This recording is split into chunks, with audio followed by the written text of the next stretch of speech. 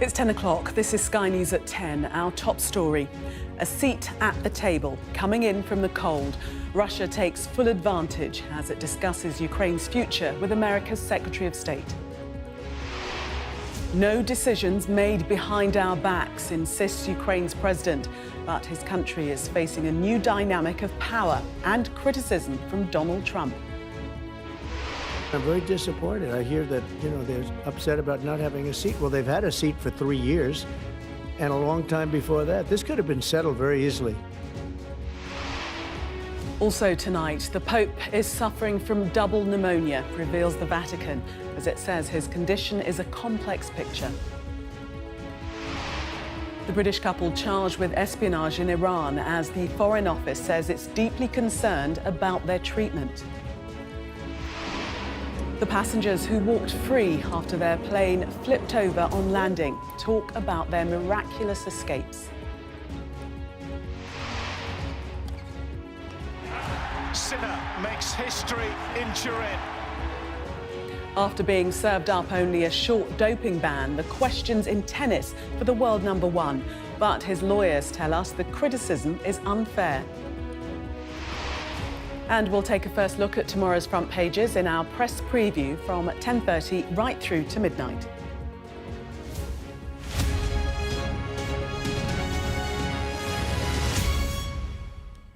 Good evening. Ukraine's President Zelensky said today that no one should decide the future of his country behind our backs. But it seems America and Russia aren't listening. The US Secretary of State and Russia's foreign minister held more than 4 hours of talks, after which Sergei Lavrov said the two sides had listened and heard each other. He also said any deployment of troops into Ukraine from a NATO country like the UK would be unacceptable. For his part, America's Marco Rubio said that no one is being sidelined. We'll hear live from Washington and Moscow in a moment. And Donald Trump's latest intervention made from his Mar-a-Lago base, hitting out at Ukraine. But first, from Kyiv, our security and defence editor, Deborah Haynes, reports.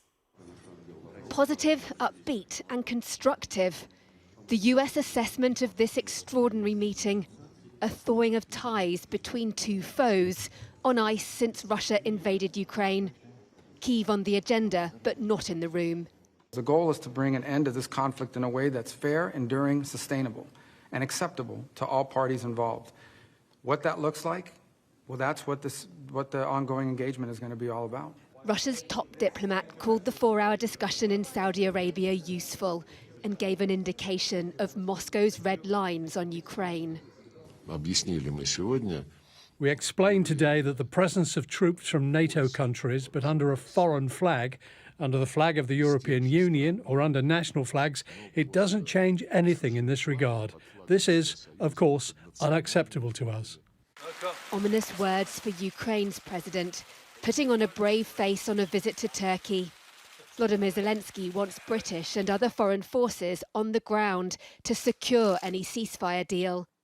In a sign of his displeasure at the talks between Washington and Moscow, he ditched a plan to travel on to Saudi Arabia. I am convinced that for Ukraine and for our region, for Europe, it is critical that any negotiations to end the war are not happening behind the backs of the key parties affected by the Russian aggression. In central Kyiv, a memorial to those who gave their lives fighting Russia's invasion. A reminder, too, of the role America has played in supporting Ukraine. It makes the actions by Donald Trump all the harder for Ukrainians to understand. What they're doing is crazy because it's our problem. It's a problem between us and this country, Russia. And if they don't want to talk straight with us, this is really strange. Unfortunately, in our world, I'm afraid it's not democracy already, but it is a power of strongest. It is pity. It is big pity. Washington's new envoy to Ukraine is due here in the coming hours, but Keith Kellogg may well receive a frosty reception. President Zelensky's decision to head home rather than go to Saudi Arabia sends the clearest possible signal that he's not joking when he says Ukraine will never accept any peace talks that happen without its direct involvement. This country does want an end to Russia's war, but it needs clear guarantees Vladimir Putin won't attack again. Otherwise, all this sacrifice will have been in vain. Deborah Haynes, Sky News, Kyiv. Well, Donald Trump has been speaking in the last half hour about Ukraine, and our US correspondent James Matthews joins me now. James, what exactly has he had to say? Hi, Gillian. Yeah, the president who likes a headline has given us one this evening. I can tell you, speaking at Mar-a-Lago, he was asked a question about suggestions Russia wants elections in Ukraine before progress towards any peace deal. And his answer was this, essentially cutting loose Vladimir Zelensky. He said, referring to Zelensky, I hate to say it, but he's down at 4% approval. Country has been blown to smithereens, cities decimated. When they want a seat at the table, he said, wouldn't the people of Ukraine say it's been a long time since we had an election? That's not a Russia thing, he said. That's coming from me and other country. Donald Trump wants elections in Ukraine before progress towards a peace deal. It will alarm Ukraine, it will alarm European allies that he appears once more to be aligning himself with a Russian position on the route forward. And he also had harsh words for Ukraine in the context of leadership and the fact that that country had been invaded 3 years ago. Let's listen to what Donald Trump had to say within the past hour. I'm really disappointed in what's happened. I've been watching this for 3 years. It's a war that would have never happened if I was president. And I've been watching these people being killed at levels that you've rarely seen, not even close, since the Second World War. And I'm very disappointed. I hear that, they're upset about not having a seat. Well, they've had a seat for 3 years and a long time before that. This could have been settled very easily. Just a half-baked negotiator could have settled this years ago without the loss of much land, very little land, without the loss of any lives. There you go, Gillian. A couple of other things I'd pick out from that press conference. Donald Trump spoke about conversations with Vladimir Putin about Ukraine. Putin, he said, had told him that Ukraine was the apple of his eye. I told Vladimir Putin, said Trump, don't go in. Little comfort in that news conference for European leaders still trying to get a read on where Donald Trump is and where he is taking them. He spoke about the money, aid to Ukraine. Where has all the money gone? He said this conflict and settlement is more important for Europe than us. There is an ocean in between us. So the latest thoughts of Donald Trump, putting flesh on the bones, I suppose, of what we heard from Riyadh this morning, but not what they wanted to hear in European capitals and in Kyiv. Indeed not. Thank you very much for the moment, James. Well, Russia's foreign minister may have suggested today that the deployment of British forces to Ukraine would be unacceptable. But the consequences of the ramping up of defence spending being demanded by Donald Trump could reach far beyond the conflict. Sky News has been told that some government departments have been asked to model cuts in their spending. Here's our political correspondent, Tamara Cohen. European leaders round the table, reeling from US peace talks with Russia and wrangling over who provides security now. The Defence Secretary, speaking in London this morning, said it was time for the biggest shake-up of defence in 50 years. At this time, we must rearm Britain. The decisions that we make right now over the coming weeks will not only define the outcome of the conflict in Ukraine, but the security of our world for a generation to come. Last week, the US Defence Secretary delivered the stark message that Europe must spend more. Britain has committed nearly £8 billion to Ukraine since the war started, but this government has not said when it will meet its election promise to increase defence spending to 2.5% of national income. Decisions on defence are expected in the spring, just before Rachel Reeves tells government departments how much they can spend for the next 3 years. I'm told unprotected departments have been asked to model spending cuts of up to 11% by the end of that period. Those making the decisions are finding them incredibly difficult. Defence spending is currently 2.3%. Getting it to 2.5 would mean spending another £6 billion a year by the end of this Parliament. Spending on the NHS, defence and some areas of education are protected. But that means the Justice Department, responsible for prisons, local government, the environment, Home Office and culture, may face a spending squeeze.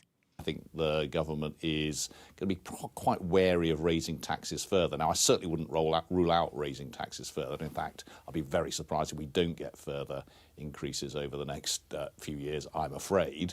But very clearly, more money for defence means less money for other things. The Treasury say departments were asked to deliver savings and efficiencies of 5%, and scenarios of more than that are not final and will be discussed in the coming months. Tough decisions for Keir Starmer and his Chancellor. Tamara Cohen, Sky News, Westminster. The Vatican has revealed tonight that the Pope is suffering from pneumonia in both his lungs. Pope Francis was admitted to hospital in Rome on Friday. His condition is said to be complex.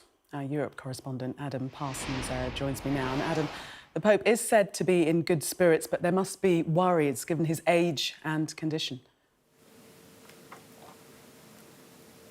Exactly right, yeah. He has what is described as a polymicrobial infection. It is supposed to be a complex case and it is a bilateral pneumonia. Now, what that means is that he has pneumonia in both of his lungs, and polymicrobial would suggest that this is both a viral and bacterial infection. In other words, antibiotics alone won't be enough. His body will also have to fight this infection. Now, this is an 88-year-old man who's had health problems in recent years. He had bronchitis in 2023. And remember, as a young man, back when he was just 21 years old, he had pleurisy and lost part of the top of his right lung. That makes him prone to bronchitis. So he is still in Gemelli Hospital in Rome. And there they say that he is in good spirits, that he's been reading newspapers, that he has been reading through his text. He has long said that he is a difficult patient, that he finds it difficult to give himself over to doctors to stop working. And earlier this month, he was still conducting events, and one time in very bad weather, leading to some of his team to wonder whether that might exacerbate any health problems. But I think at the age of 88, this man who has been the Pope for over a decade now, those around him know that this is a serious situation, that this is the culmination of a number of health problems, and there is concern clearly for the Pope. He has asked his followers to pray for him. Around the world at the moment, there will be millions who are doing exactly that. Adam, thank you. A British couple have been charged with espionage in Iran, the country's judiciary said today. Craig and Lindsay Foreman were on a motorbike tour when they entered the country. Tonight, Hanousheh Ashuri, who was freed from detention in Iran 3 years ago, told us he had a simple message: never give up. Our international correspondent John Sparks reports. Morning. It was the trip of a lifetime, an expedition and an experience in parts of the world untouched by mass tourism. We've stopped just to take in the view, which is a bit distant together. But Britain's Craig and Lindsay Foreman have got themselves into trouble in Iran. Last week, the official news agency released this picture, depicting 2 British nationals, it said, arrested on security-related charges. Their faces have been blurred. Now, they've been formally charged with espionage, an offence that can carry the death penalty. An Iranian official said The individuals arrested entered Iran under the guise of tourists and under the guise of research and investigation work. These individuals were cooperating with covert institutions related to the intelligence services of hostile and Western countries. My card today, I feel content. I'm in Iran having an amazing time. Their destination was Australia, with a mission to conduct academic research. Lindsay Foreman holds a PhD in psychology and a belief that most people are good, she says. But they knew the risk they were taking by entering Iran, a fear expressed in a social media post before they crossed the border. Many have suffered at the hands of the regime, like dual British-Iranian nationals Nazanin Zaghari-Ratcliffe and Anousheh Ashouri. The pair spent more than 5 years in detention before the UK government negotiated their release, something we spoke to Mr. Ashouri about. The pressure, the mental pressure is so high that I ended up with 3 suicide attempts because they were threatening that they would kill my family members and they would bring their pictures to me. The whole concentration of their efforts was trying to make me write a forced confession, for example. We've got 4 hours to ride today, so we've just got to keep trucking. He has advice for Craig and Lindsay's loved ones. Mount a public campaign, he says, to embarrass the regime. What I really suggest their family should do is keep on persisting. Never give up. They may be used as leverage, a form of currency, as Iran bargains with the West. But the couple's trip has been extended, with no return date. John Sparks, Sky News. The passengers of the Delta Airlines plane who survived despite it flipping upside down on landing have been talking about their miraculous escape today. One said he remembered being fully sideways and then seeing sparks and flames. A former pilot told us it appeared one of the plane's wingtips had touched the ground before the accident. As our data and forensics correspondent Tom Cheshire reports. The moment when normality turns to disaster.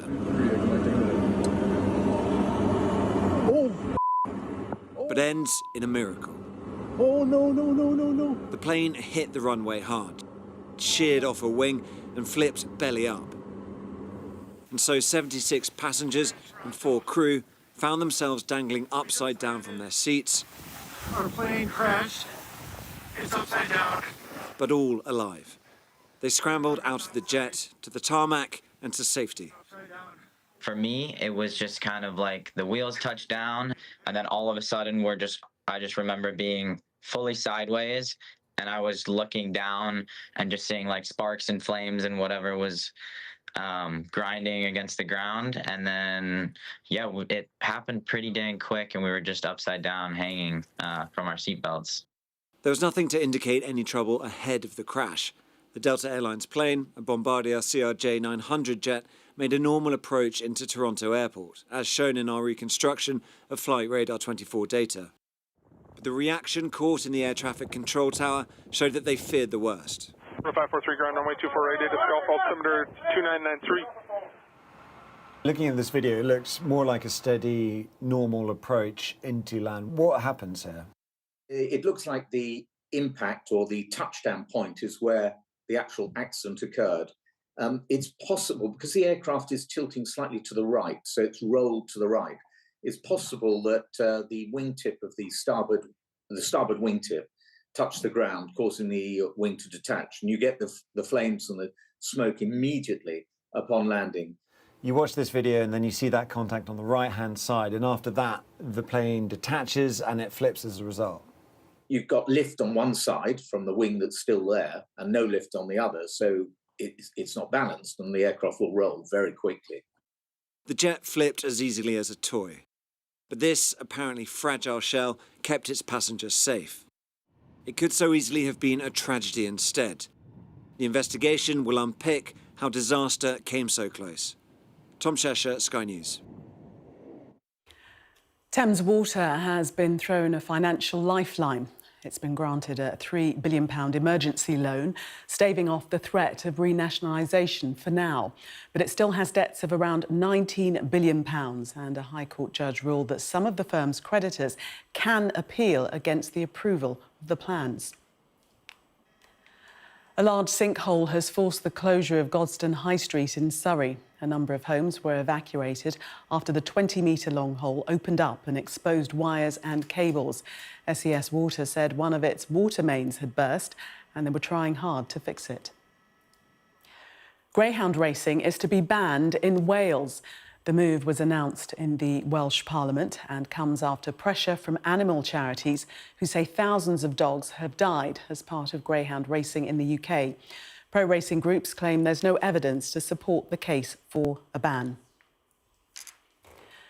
In Sudan, fighting is going on street by street in the capital, and it's the civilians who are paying a high price for the country's civil war. An activist group says attacks on villages by the rebel group, the RSF, have left more than 200 people dead during the past 3 days. Well, the conflict began in April 2023 with a deadly power struggle between the Sudanese army and the Rapid Support Forces, a powerful paramilitary group. It's estimated that more than 61,000 people have died in Khartoum state alone. More than 30 million people are in desperate need of aid. The Sudanese army controls most of the north and east of Sudan, while the RSF still has a grip on the southwest. The battle for control over the capital, Khartoum, has been the focus of fighting. Sudanese armed forces have recaptured large parts of the city in recent weeks and are now determined to end the RSF's almost 2-year siege. Our Africa correspondent, Yusra El-Bagir, reports. The cramped corners of Sudan's war-torn capital, heaving with persistent life. People are squeezed into this surviving market for their livelihoods as RSF shelling tears into the edges of army-held territory, killing close to 60 civilians in their latest strike and wounding hundreds who never asked for this war. People just trying to eat. They have nothing to do with the military, nothing to do with this war. The crowds thin to nothing as we move south. The central market is still barren. Its stalls are too devastated to restore. The few who have returned are waiting for news from across the Nile, where the army are making gains to reclaim Khartoum from the RSF. The militia they once armed and trained, finally losing its grip. We're in an area that's just been reclaimed over the last 24 hours. We've been told to turn left rather than right because they said that the RSF troops are not far from here.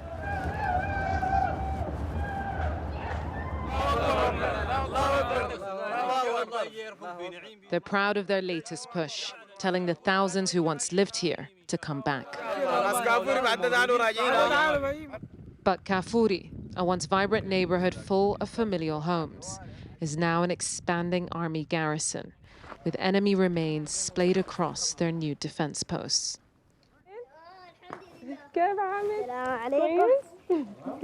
The families that are here are the ones who never left.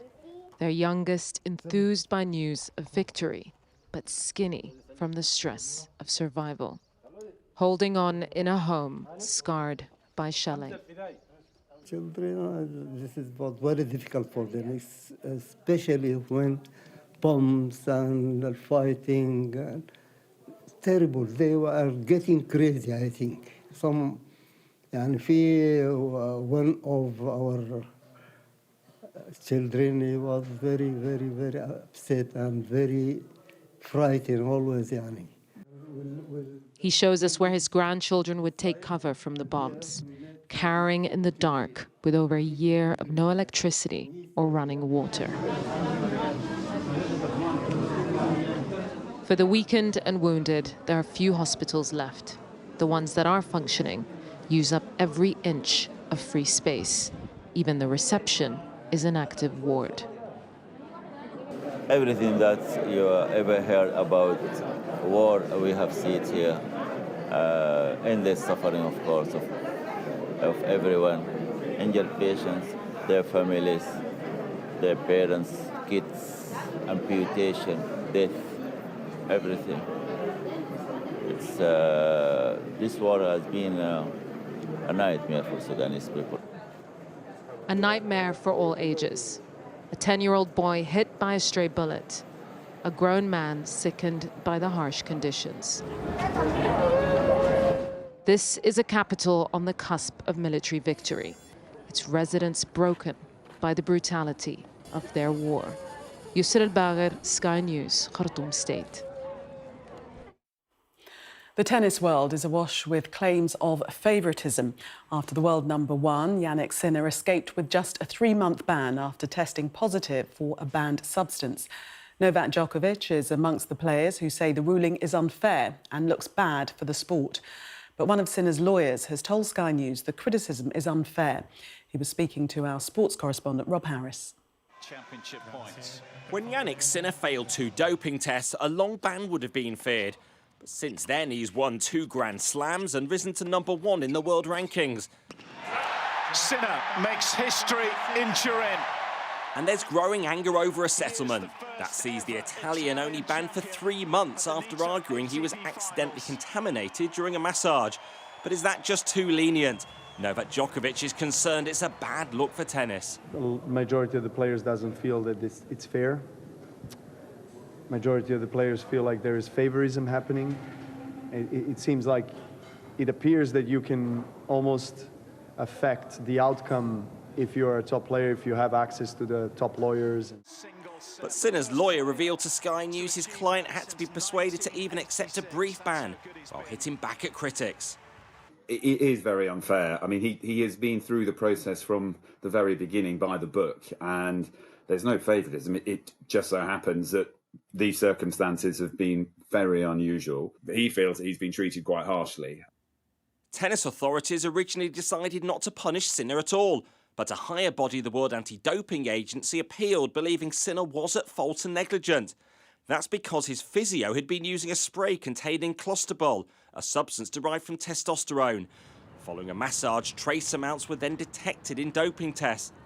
A sports court hearing loomed, but then the unexpected deal, now being defended by WADA's legal chief.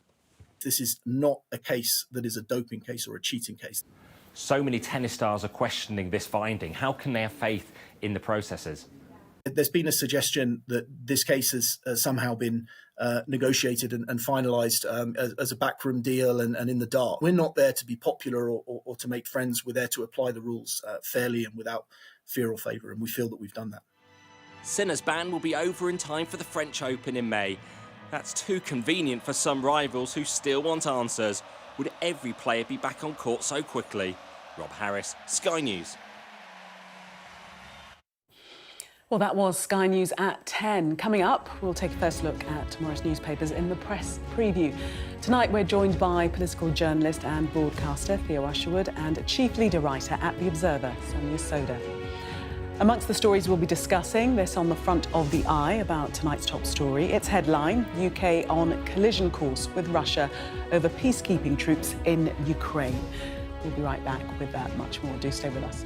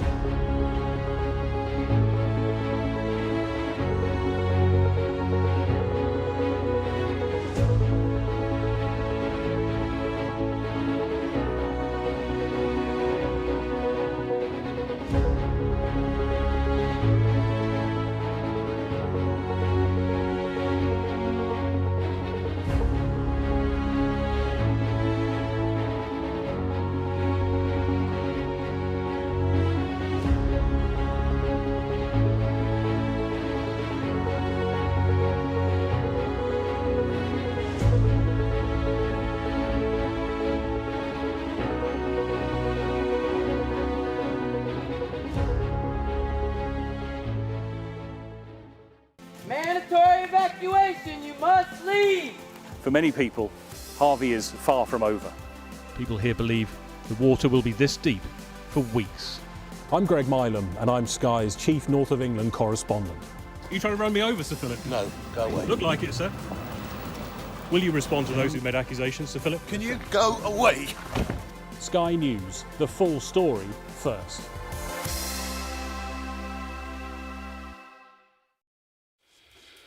Welcome back. You're watching Sky News. In just a moment, the press preview, a first look at what's on the front pages of the newspapers as they arrive. But first, our top stories.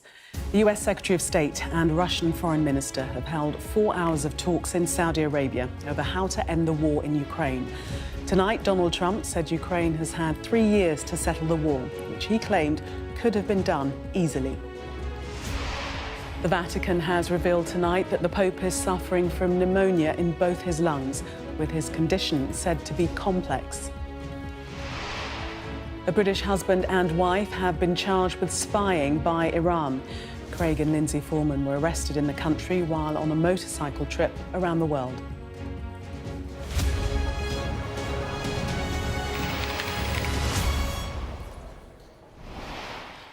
You are watching the press preview, a first look at what's on the front pages of the newspapers as they arrive.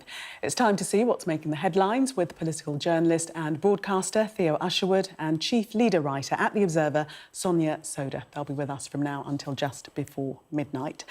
So let's see what's on some of those front pages for you now. Well, as the first meetings take place to find peace in Ukraine, the Eye says the UK is on a collision course with Russia over whether British troops should take part in any peacekeeping force. The Times says RAF Typhoon jets could be used instead of troops on the ground. That story also leads the Financial Times with the new relationship between America and Russia described as the path to a rapid ending of the war.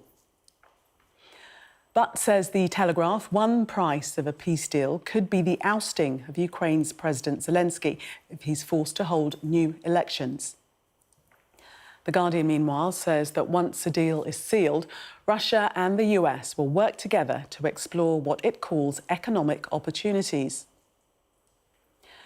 Elsewhere, Thames Water being allowed to borrow £3 billion to help it stave off financial collapse is lead for the Metro, which also says that 3 other water companies are asking to increase customer bills even more than already permitted.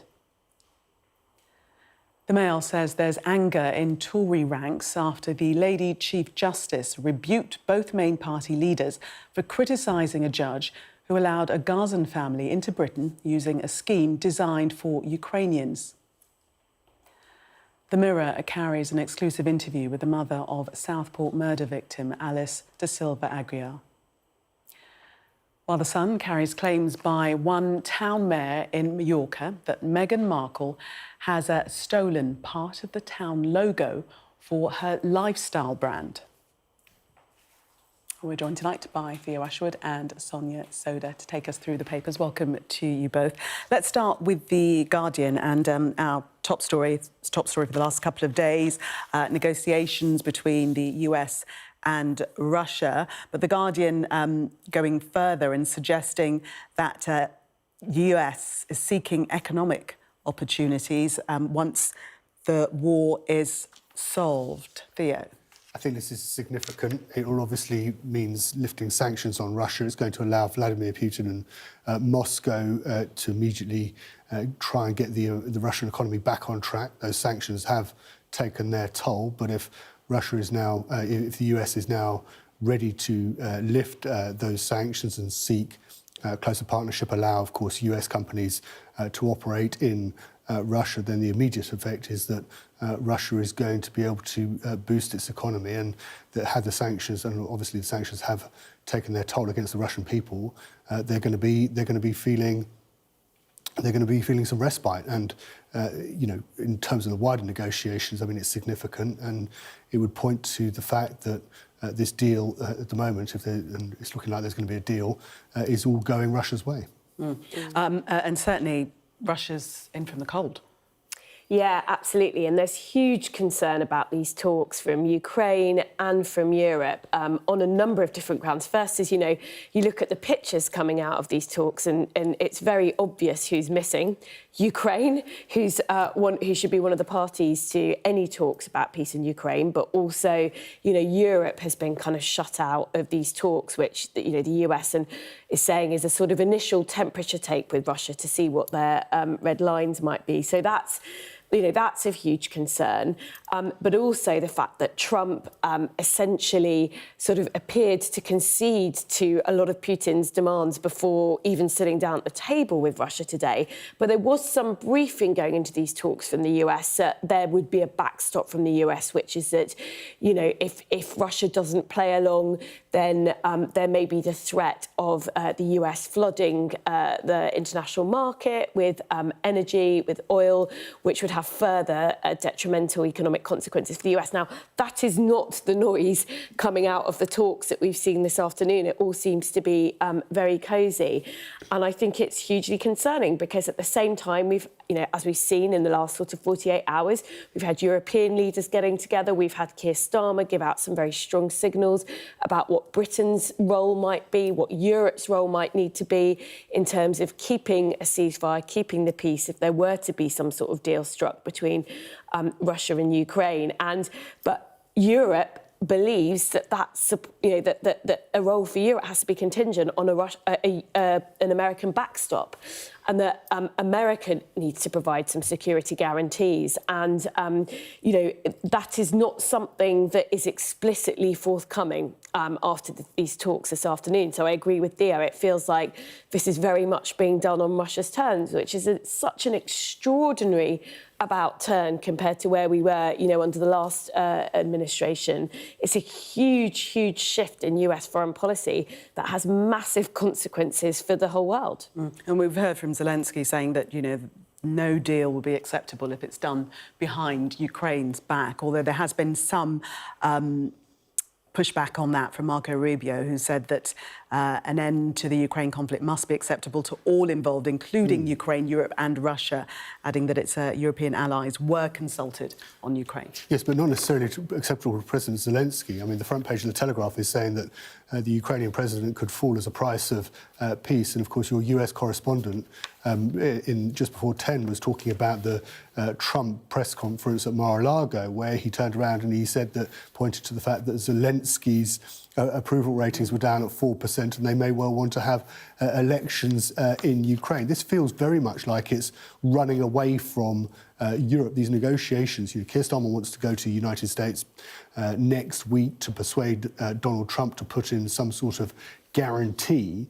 Meanwhile, Lavrov, the Russian foreign minister, has said that Russia won't accept any foreign forces, whether peacekeeping or otherwise, under any flag, whether it be NATO or the European Union, operating in Ukraine as a peacekeeping force. And then when Trump was asked about it again at the same Mar-a-Lago press conference, when he suggested that Zelensky could fall in any elections and you would presume to a Russian puppet candidate, Trump, refused to provide that unequivocal backing, saying that it'd be a matter for Europe if they wanted to operate a peacekeeping force. And all the while, we're told that Keir Starmer is going to fly to to Washington next week and persuade Donald Trump to provide that essential guarantee. By then, it could be well too late. The Daily Telegraph going a bit further on that line about having elections in Ukraine, saying that a two-part deal has been struck.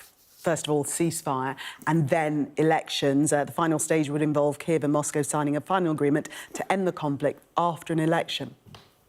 Yeah, and obviously the massive concern is that you have an election, there's Russian interference, a pro-Putin candidate gets installed as Ukrainian president, which makes, and suddenly you've got somebody who might accede to Russia's demands. I mean, it's really, really concerning. And I think to lots of viewers who will be looking at this thinking, you had Russia illegally invade Ukraine, seize territory.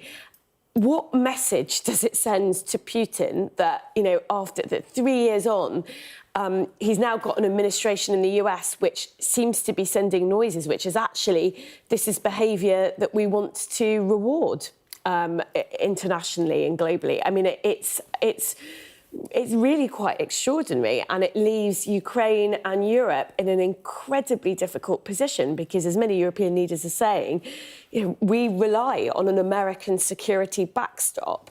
If that all of a sudden isn't there, which is some of the noises that's coming from some people, around Trump, which is basically, sorry guys, this is Europe. You guys have got to take control, take care of it now. This isn't for us, America, to sort of be there anymore. That is just such a shift in the tectonic plates around global stability. I think I honestly think world leaders are still getting their heads around it. And it's not just Europe, by the way. It's much smaller than that, isn't it? Because if you think back to the summit that Macron convened on Monday, it was France, Germany, the UK, outside of the European Union, Italy, Spain, but no Hungary, no Slovenia, no Slovakia. All of those countries, of course, pushed out because Macron felt that they weren't necessarily going to be conducive to constructive talks about how to stand up to Russia. But I believe there is going to be another meeting, and they're possibly going to, and they're probably going to attend. But Europe is not necessarily as united as Keir Starmer and Emmanuel Macron and Olaf Scholz would like to wish it to be. Well, certainly there was a split because Scholz himself was saying that he found it annoying and inappropriate to even talk about European ground troops on the front line. So the split is already there. Yeah, absolutely. And how this is going to sort of... I mean, if it is the case that the US thinks it's now completely up to Europe, the practical questions are just... confounding, really. And I think, actually, if we come onto the front page of the Times, that story is you've got people in the UK saying, well, maybe there are other ways of doing this. Maybe we don't actually need to put troops on the ground, because you're talking about an incredibly long border that you would need European troops to patrol, and a very significant number of troops, not just from the UK, but from other parts of Europe. You're already starting to look at the numbers that might be realistic from European countries. They don't add up to what you might need. So here we've got a government source suggesting, well, maybe there's another alternative. Maybe we could do it through air policing, through, 30 Typhoon jets rather than, tens of thousands of British soldiers. But I'm no security expert, but I think this does sound rather tenuous. But I think the fact that we've got some of this briefing on the front pages of our newspapers, these are really difficult questions that have to be worked out. And I genuinely don't think anyone's got the answers. It's a new world we're working in. No, absolutely. But certainly the suggestion of dozens of Typhoons to patrol the skies, which would mean a smaller number of troops on the ground, is a potential solution. It is, but again, Keir Starmer and his team in Number 10 have been absolutely adamant that in order for British forces to be deployed, he needs to have the backing of the United States, because heaven forbid one of those jets is shot down by Russian anti-aircraft. Is the United States going to back up the United Kingdom? Is Donald Trump going to back up Keir Starmer? We could find ourselves, and we know how, and it is well documented, how adept the Russian forces are at running hybrid warfare, especially in the Baltic states.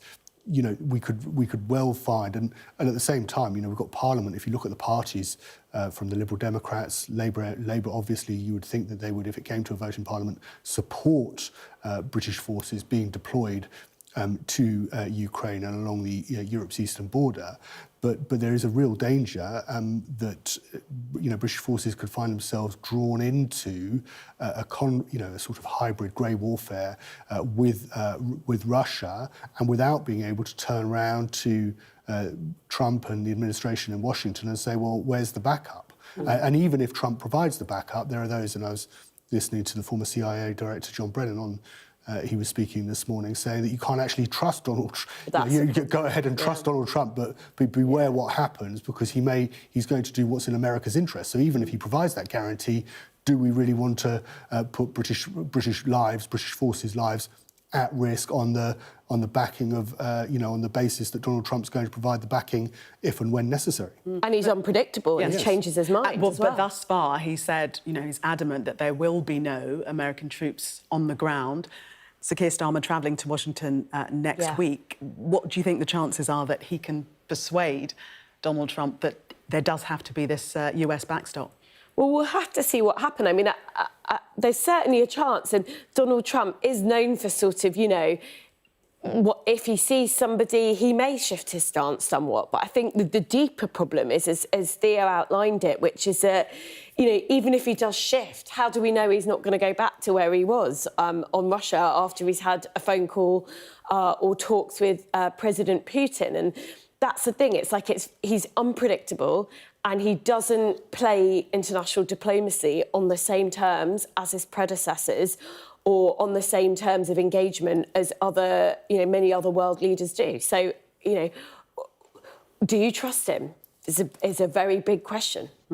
The eye, as well as being at odds with the US, the eye suggesting that the UK's on collision course with Russia also. So Sir Keir Starmer treading a very thin line.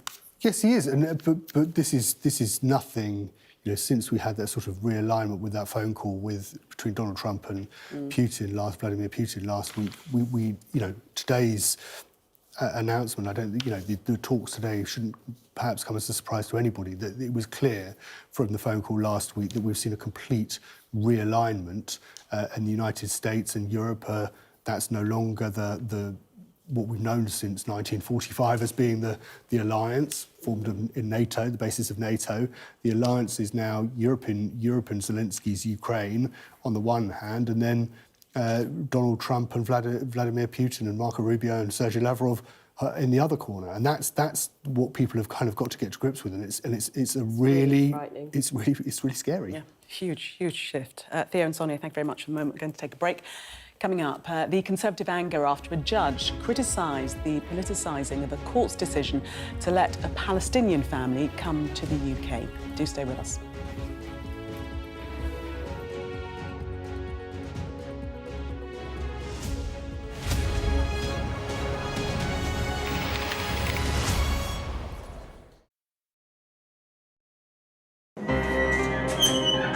We've come to one of Moscow's Cold War bunkers. It was built as a top-secret command centre.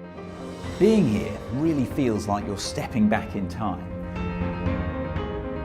I'm Ivor Bennett, Sky's Moscow correspondent. A show of military might and menace. Courage, bravery and sacrifice will win the day. It's a new subject. They'll learn about combat drones and some how to handle a Kalashnikov. The Kremlin continues to put forward its own version of events, both present and past. There's no mention of the fact that Russia invaded its neighbour. That's rewriting history, isn't it? Now we have to read it carefully. Vladimir Putin put forward his plan for a ceasefire in Ukraine, telling Kiev, pull out of your eastern territories and the war will end. Why should the West trust you? Frankly, I don't care whether the West trusts us or not.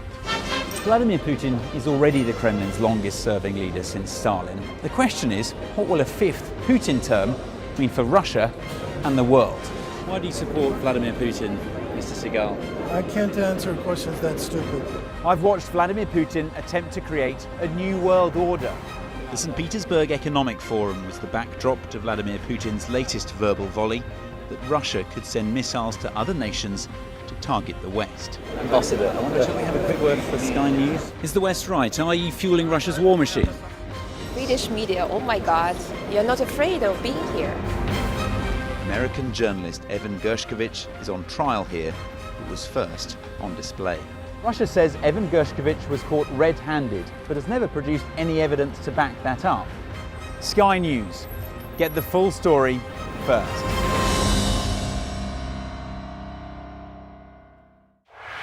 Play Sky News. From the Sky News Centre at 7. Now that you're up to date, we can go into a bit more detail. Things can change incredibly quickly. Taken by surprise. Have you ever known a moment like this in British politics before? Yes. Cheers. We'll start with breaking news. Let's get the latest on the ground. So, by the end, we'll hopefully all understand what's going on in the world just that little better.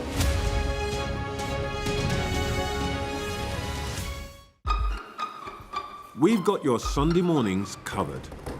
From the front page and the sounds of the streets to the voices of the people who make the major calls and big picture politics beyond Westminster. We'll put you at the heart of our story. I'm ready. Are you? Join me, Trevor Phillips, Sunday mornings on Sky News. Weeknights on Sky News. This is your chance. Tell people. Welcome to the Politics Hub. Our police force has apologised. If you want to find out about Grimsby, you come to the docks. I'm live in Jerusalem. Are you not concerned that that could lead to all-out war? Hello there, good evening. There are fears of an upsurge in violence. What's at stake here? You are watching the press preview, a first look at the front pages as they arrive. Welcome back. You are watching the press preview. Still with me, political journalist and broadcaster Theo Usherwood and chief leader writer at The Observer, Sonia Soda. Let's take a look at the Mail front page. And this story about a row involving a judge's ruling in an immigration case that allowed a Palestinian family to gain asylum in the UK. This is a criticism from Kemi Badenoch and also Keir Starmer. Sonia. So this is Britain's most senior lawyer, the Lady Chief Justice, Baroness Carr. So what she's referring to is an exchange between Keir Starmer and Kemi Badenoch in the House of Commons that is about a family of Palestinian refugees who were granted, they were asylum seekers, they were granted refugee status by the British courts. They applied under a Ukrainian scheme. They weren't granted refuge under that, but the courts awarded it to them under the European Convention of Human Rights and the rights to a family life because they had a very close family member, an uncle, the children did, over here in the UK. And what the Lady Chief Justice is saying, so both Kemi Badenoch and Keir Starmer in their own ways criticise the decision of the courts and criticise this ruling by the judge. And what she's pushing back very strongly, saying, is that the judiciary are independent. Their job is to apply the law. The law is under, British law, under the European Convention of Human Rights, which is part of our Human Rights Act. The law is that this family did have the right to come to the UK. So it's fine for you to say, we don't like the law, we're going to change it, but to criticise judges for making these decisions is toxic. So that's where this row has come from. Yeah, she's accusing them of failing to respect and protect judges. Keir Starmer's got a bit of a taste of his own medicine. I mean, this is a man, a Prime Minister, who loves to give a legal answer to a political question. In the House of Commons last week, he gave a political answer to a political question when he said that the law was wrong. But the law can never be wrong. The law is the law. It's either right. It is what it is. And in fairness to Baroness Carr, she's not criticising. She's not criticising the fact that Keir Starmer wants to close the loophole. There is obviously a loophole, and the Prime Minister has said that he wants to close it, and the Home Office are going to do that. What she's criticising is Keir Starmer for saying that the law's wrong, because it can't be wrong. It's the law. So I think what's interesting is that Keir Starmer. Is that right? Can the law not be wrong? It's because laws are changed, aren't they? Yes, but in the instance in which the judge applied it in the High Court by granting this family asylum under the European Convention of Human Rights, he applied the law in the correct way and granted this family refuge to stay in the United Kingdom. He didn't do anything wrong. And that's what the Lady Chief Justice is saying. Keir Starmer said that the decision was wrong. It wasn't wrong. The judge applied the law. If you don't like it, change it. And that's what Keir Starmer has said that he will do. I think there's a slight hint of irony that Keir Starmer, who's a man who likes to give a legal defence as to why he's made a certain decision at any particular time, is now getting it served back to him in spades by this Lady Chief Justice. Is that called Schadenfreude? Yeah, a little bit. Thea and Sonia, thank you very much for taking us through the papers. We'll see you in the 11. Let's take a look at the weather for you now. Well, after the recent cold and mostly dry conditions, the rest of the week looks much milder and more unsettled. Most places will have a dry start tomorrow with a patchy frost about Ireland and southwestern Britain. Look milder with some rain. That rain will spread eastwards during the morning, turning increasingly light and patchy. But northern Scotland and central and eastern England should stay dry. Expect sunny spells there. More rain will reach Western Ireland by lunchtime. It'll be milder than recently, but rather windy, with gales near northeastern and western coasts. More of the west will turn wet again through the afternoon, while Scotland and northern England will see a little rain and hill snow. Coming up next on Sky News at 11, the US and Russia sit down for crunch talks on Ukraine as Donald Trump says Ukraine could have settled the war years ago.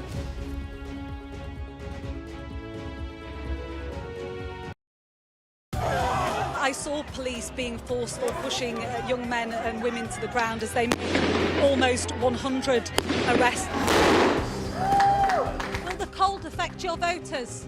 Well, we have a lot of tremendous support. Free, wherever you get your news. The people here know that worse storms may well be on their way. I'm Martha Kellner and I'm Sky's US correspondent based here in Los Angeles. Mandatory evacuation, you must leave! For many people, Harvey is far from over. People here believe the water will be this deep for weeks. I'm Greg Milam and I'm Sky's chief North of England correspondent. Are you trying to run me over, Sir Philip? No, go away. Look like it, sir. Will you respond to those who made accusations, Sir Philip? Can you go away? Sky News, the full story first.